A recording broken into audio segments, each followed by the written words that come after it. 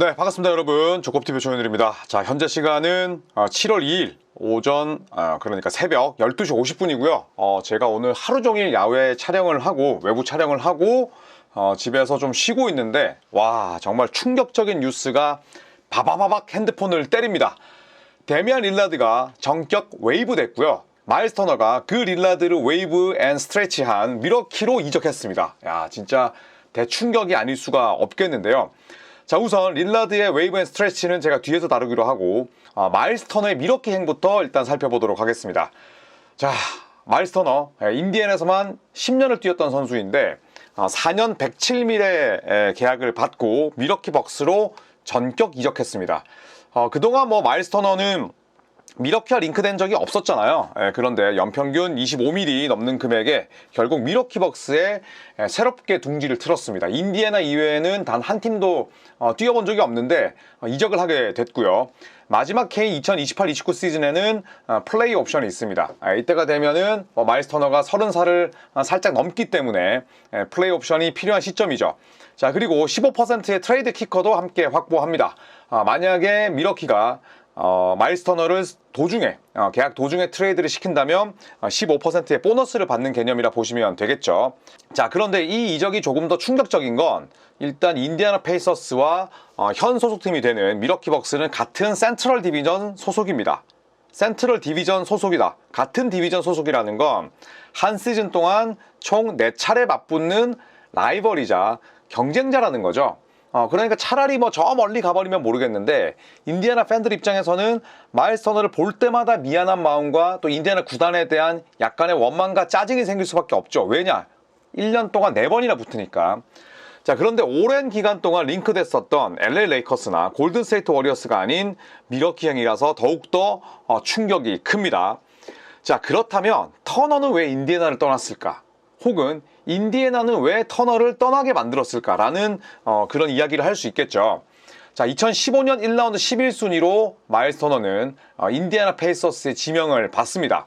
자, 이후에 2024-25 시즌까지 10시즌 동안 활약을 했습니다.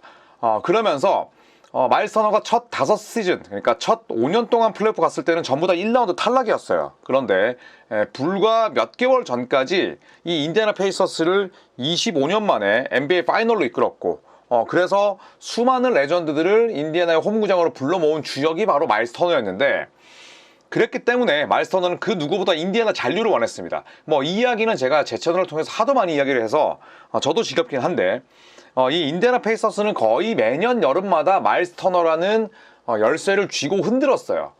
더 좋은 그런 금은 보화를 갖고 오기 위해서 마일스 터너를 쉴 새 없이 트레이드 블락에 올려놓으면서 이 터너의 몸과 마음을 지치게 만들었습니다. 그런데 그럴 때마다 터너는 인디애나 페이서스에 대한 충성심을 늘 이야기했었어요. 자, 그랬고 인디애나 역시도 조만간 우리는 마일스 터너와 계약을 할 거고, 그리고 정말 몇십 년 만에 사치세 낼 거다, 이런 입장을 밝히기도 했어요. 자, 그런데 갑자기 인디애나 입장이 바뀌면서 동시에 터너에 대한 그런 온도가 미지근해졌습니다. 자, 그리고 추가 보도에 따르면 인디애나의 오퍼는 놀랍게도 3년 60밀 이하였다고 해요. 아니, 2년 60밀이라도 모자랄 판에. 왜냐하면 단년이니까 금액은 높아지는 게 보통 일반적이잖아요. 네, 그런데 3년 60밀 이하면 이거는 나가라는 얘기야. 왜냐하면 그냥 마일스 터너가 아니잖아요. 인디애나의 청춘을 바치고 있는 선수이고 프랜차이즈 스타인데 3년 60밀 이하면 연평균 20밀도 안 되는 금액, 이거는 나가라는 얘기입니다. 자, 그렇다면 인디애나는 왜 갑자기 마일스 터너를 후려치려고 했을까요? 자, 일단 타이리스 할리버튼 부상 이후에 인디애나의 입장과 사정이 바뀌었죠. 네, 그러면서 여전히 좋은 전력을 가지고 있지만 할리버튼이 부상을 입게 되면서 우승에 대한 도전은 사실상 어렵다. 그래서 우리는 보스턴 셀틱스처럼 차기 시즌을 그냥 쉬어가는 한 해로 삼자, 이런 입장이었을 가능성이 높습니다. 그러면서 사치세를 내기가 이제 꺼려진 거죠. 그 전까지는 우리가 우승에 도전할 수 있고, 그 다음에 주축들이 건강하고 또 주축들이 젊기 때문에 우리 오랜만에 질러서 이 로스터로 경쟁력 유지하겠다는 입장이었는데 이게 싹 바뀐 거예요. 그러면서 인디애나가 짠돌이 버전으로 상황이 변한 겁니다. 자, 그러면서 마일스 터너에게는 연평균 25밀을 제안했다가 그리고 실질적인 협상은 그런 게 아니라 20밀 이하였다고 해요. 네, 그래서 보도에 따르면 마일스 터너에 대한 인디애나의 제안은 3년 60밀을 절대 넘은 적이 없다고 이야기를 했습니다. 그렇다면 맨날 본인들이 쥐고 흔들었던 이 프랜차이즈 스타가 구단에 대한 충성심을 드러내면서 급기야 25년 만에 팀을 파이널로 이끌었는데 이 3년 60밀 이하는 너무한 처사가 아닐까 생각을 합니다. 자, 그리고 때마침 마일스 터너가 야니스 아데토쿤보의 리크루팅을 받았다고 해요. 그래서 늘 쿤보는 터너와 함께 뛰고 싶었고 그런 터너도 쿤보가 리크루팅을 한다면 또 마음이 흔들리고 또 결심이 바뀔 수밖에 없죠. 그러면서 결국 인디애나를 떠나서 밀워키행을 결정 지었습니다. 자, 그런데 지금 밀워키 벅스가 이 마일스 터너에게 지를 수 있는 그런 총알이 없었어요. 그래서 맨 처음에는 뭐야, 터너가 왜 밀워키야? 라고 생각을 했다가 두 번째는 어떻게 영입을 했지? 이런 의문이 들었습니다. 자, 그런데 놀랍게도 터너를 영입한다는 소식이 뜨자마자 밀워키가 릴라드와의 관계를 종료한다고 발표했습니다. 트레이드를 시킨 것도 아니고 또 흔히 말하는 바이아웃도 아니었어요. 놀랍게도 웨이브 앤 스트레치였습니다. 그래서 이 웨이브 앤 스트레치에 대한 개념은 제가 뒤에 말씀을 드릴 거고요. 일단 밀워키는 릴라드의 남은 연봉이 무려 112.5밀입니다. 이 112.5밀이 2년 동안 받을 연봉이에요. 그런데 릴라드는 다음 시즌이 아웃이죠. 아킬레스건 파열 부상 때문에 릴라드는 25, 26 시즌 못 뜁니다. 그런데 이 릴라드의 남은 112.5밀을 밀워키 벅스가 릴라드는 나가주시고요. 대신에 당신이 받을 112.5밀을 5년 동안 분할해서 납부하겠습니다. 이런 게 바로 웨이브 앤 스트레치입니다. 자, 우선 릴라드 밀워키에서 보낸 두 시즌 활약상은 좋았습니다. 두 시즌 평균 기록이 정말 비슷했어요. 24득점대, 어시스트 7개대, 리바운드 4개대, 그리고 3점 성공률도 또 야투 효율도 1년차보다는 2년차 시즌이 더 좋았습니다. 하지만 불의의 아킬레스건 파열이 결국 릴라드를 덮치면서 밀워키의 향후 팀 운영 방향도 완전히 바뀌었고 결국 릴라드는 무려 112.5밀이라는 연봉을 남겨둔 채로 웨이브가 되고 말았습니다. 자, 그런데 이 웨이브 앤 스트레치는 뭐냐? 우선 릴라드는 밀워키로부터 사실상 버림을 받았지만 돈은 다 받습니다. 왜냐? 릴라드의 남은 2년 계약이 5년으로 나뉘어서 셀러리 캡에 반영이 되기 때문에 릴라드는 계속 돈을 받아요.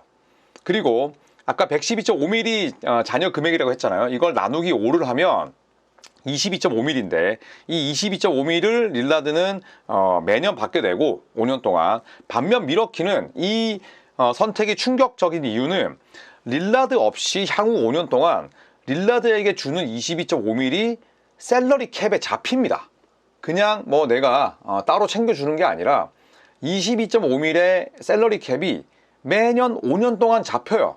선수 없이. 그러니까 다른 팀의 셀러리 캡이 200밀이면 밀워키는 한 177.5밀로 시작을 하는 거야.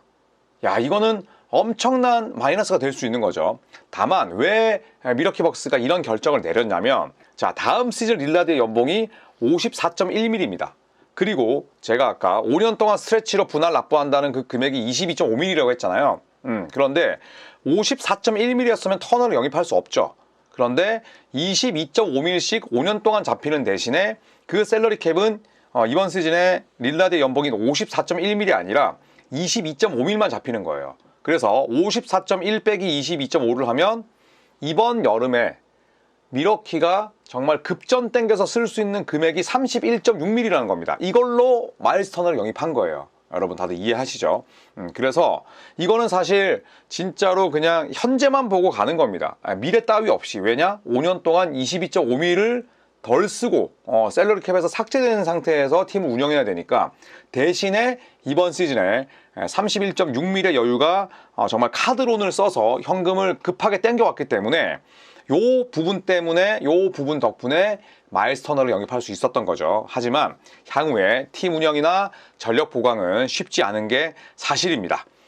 자, 숫자에 압도됩니다. 일단 릴라드의 잔여 계약 25-26 시즌 54.1밀, 26-27 시즌 플레이어 옵션에 58.4밀이었는데 이건 뭐 행사할 가능성이 높았죠. 릴라드의 뭐 부상이라든지 혹은 나이를 감안했을 때. 그런데 이 금액을 25-26 시즌부터 말씀드렸듯이 29-30 시즌까지 22.5밀씩을 릴라드에게 줍니다. 그러니까 릴라드는 금전적으로 손해보는 게 없어요. 뭐 이때의 뭐 이율이라든지 뭐 이런 것들 다 떠나서. 자, 그리고 릴라드가 웨이브 앤 스트레치로 결국 팀을 떠나게 됐는데, 이 112.5밀은 NBA 역대 웨이브 앤 스트레치 최고액입니다. 그리고 장담컨대 이 기록 아마 깨지지 않을 거예요. 그만큼 충격적인 금액이고 충격적인 결정입니다. 자, 그런데 밀워키 벅스는 아직까지 끝나지 않았습니다. 일단 밀워키 벅스의 이 모든 결정과 오프시즌 움직임은 딱 하나입니다. 우승을 위해서죠. 그런데 우승을 위해서는 누가 행복해야 될까요? 바로 야니스 아데토쿤보입니다. 그래서 이 아데토쿤보의 마음을 사로잡기 위해서라도 어떤 식으로도 노력을 해야 돼요. 왜냐? 2027년이 야니스가 자유계약 선수로 풀리는 시점입니다. 얼마 안 남았어요. 불과 2년 뒤입니다. 그래서 LA 레이커스 같은 팀들이 2027년에 FA로 나오는 야니스 같은 대여를 낳기 위해서 지금도 셀러리 디자인을 하고 있을 정도인데, 2027년까지 몇 년입니까? 2년 남았어요. 그래서 이 2년 동안에 밀워키가 승부를 보겠다는 심산입니다. 2년? 그래, 2025년 여름에는 일단 30밀 정도 카드론 써서 대출 땡겼고, 2026년만 22.5밀 없이 시작하면 야니스가 나의 노력에, 밀워키의 노력에, 존 호스 단장의 노력에 감탄할 거야, 감복할 거야.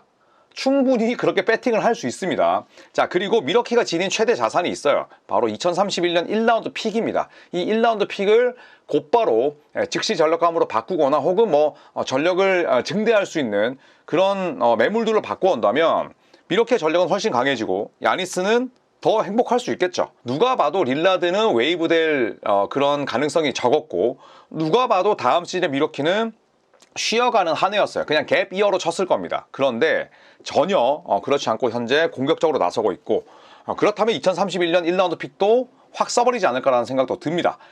자, 2025년 여름에 밀워키가 한 일들이 갑자기 많아졌습니다. 일단 바비 포르티스와는 연장 계약을 맺었고요. 브룩 로페즈는 LA 클리퍼스로 떠났습니다.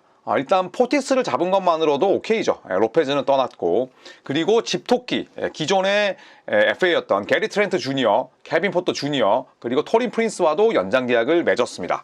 자, 여기에 릴라드를 웨이브하면서 일단 당장 31.6밀의 돈을 통해서 마일스 터너 데려왔고요. 그리고 게리 해리스도 영입을 했습니다. 올랜도 매직에서 뛰었죠. 2년인데 아직까지 금액은 나오지 않았습니다만 마지막 시즌에 플레이 옵션이 있는, 즉 1+1에 약간의 재수하는 느낌의 그런 FA 계약이다 라고 볼 수가 있겠습니다. 야, 진짜 이렇게 정리하는 데에도 많은 시간이 걸렸는데 밀워키 벅스에 대한 추가 뉴스는 계속 나올 것 같아요. 이대로 끝나진 않을 것 같고, 왜냐하면 터너를 영입하기 위해서 데미안 릴라드 웨이브 그리고 스트레치, 이거 너무너무 충격적입니다. 네, 앞으로 이 112.5밀의 역대 웨이브 앤 스트레치 최고액은 절대 깨지지 않을 것이고, 이게 밀워키가 야니스에게 우리의 의지를 보여주는 정말 커다란 행위가 아닌가 생각을 하면서 새벽 1시 5분 저는 조코피TV의 조윤일이었습니다. 새벽에 또 이렇게 봐주시는 분들께 감사드리고, 내일 아침에 또 이 영상을 보시는 분들도 크게 충격을 받으실 텐데, 이렇게 종종 빅뉴스가 터졌을 때는 새벽에도 컨텐츠를 찍도록 하겠습니다. 여러분 잘 자요. 안녕.